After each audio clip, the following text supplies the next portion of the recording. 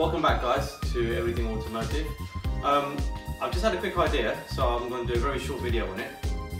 When I bought my Subaru, I didn't get a record of the last timing belt change. So I'm going to do it anyway, but today I'm going to show you how to quickly check your timing belt just for safety measures, right? Because you don't want that snapping on you. So I'm going to take the timing belt cover off, just probably a little proportion of it. I've already checked the belt on this before, but I'm going to just go through it with you to show you what the steps I follow. So it's going to be quite a little bit different to different cars, but it should be accessible, as in you can take the timing belt, or if it's a timing chain, then obviously you can't do anything about that.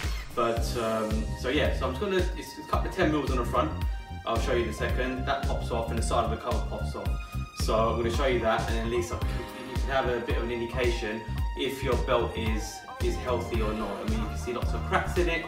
You know that it needs changing pretty much ASAP. Right guys, so that's the timing belt cover there. I've got a bolt here, a bolt there, and then it runs into the pulley section, which I'm not going to take off. But I'm going to see if I can get the lower one off. But I'll get these two off and I can pry the cover back and see what the situation is.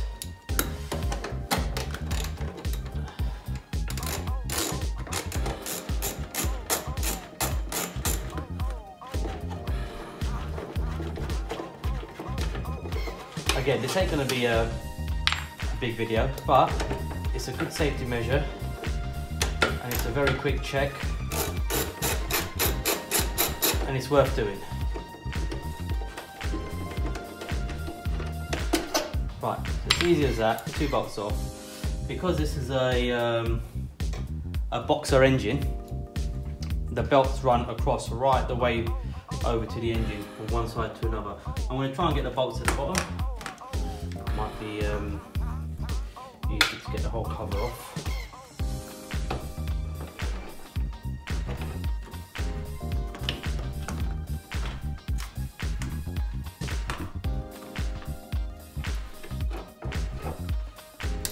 I'm going to time lapse this bit, guys.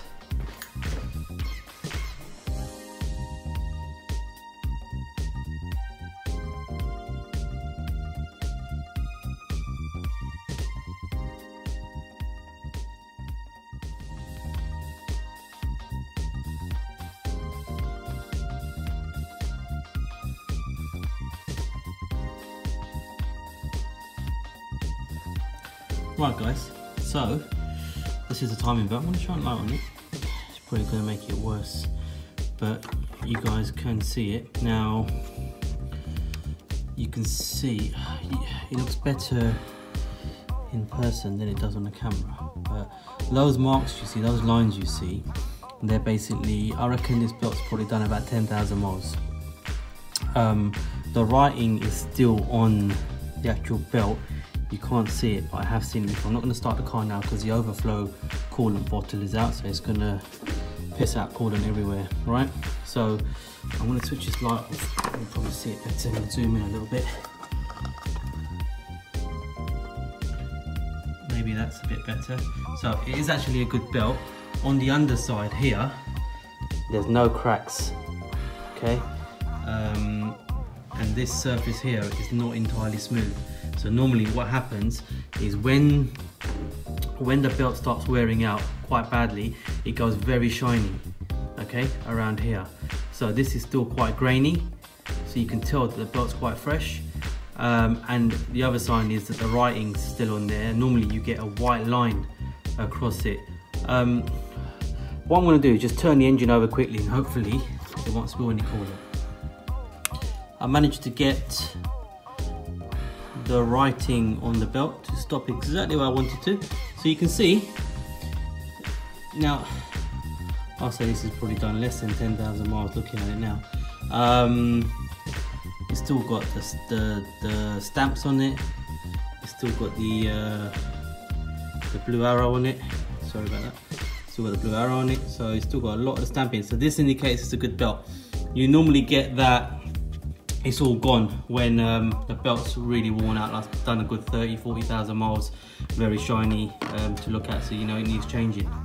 So yeah guys, this is a good belt. If you see anything like this, it's generally gone through half its life. So like I said, I'm going to do it anyway, but I know I'm alright for a little while.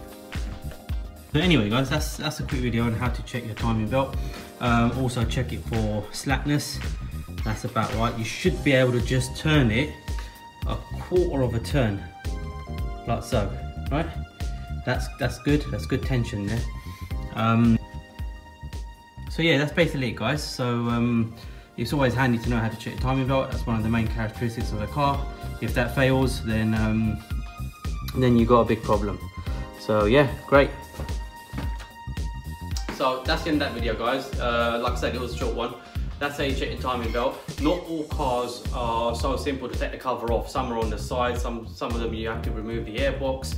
It's worth doing. If you're going to buy a car and you don't have any timing belt history with it, it is actually worth taking the time out, as long as the seller don't mind, or taking a mechanic with you or someone knows a little bit about cars and just inspecting that belt, because on an average, let's say on an average basis, that will cost you £300 to £400 as a minimum, depending. For this car, you're looking at about £450 to get it done.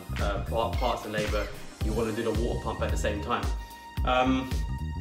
Other cars vary, but it's roughly around the same kind of mark. So it's a cost you want to avoid really, and it's something you don't want to fail. If that fails, you're looking at a new engine. Engine for this car, you're probably looking at about £2 grand. Not really worth it, to be honest. If I'm going to spend £2 grand on this, I'll never ever get my money back on a car. So worth checking guys. If you like things like this and you know, it's knowledgeable to you, please like and subscribe. Fire me any questions you want, and yeah, I'll reply as soon as possible. Thanks for supporting the channel, thanks for watching, and I'll see you in the next one guys. Cheers.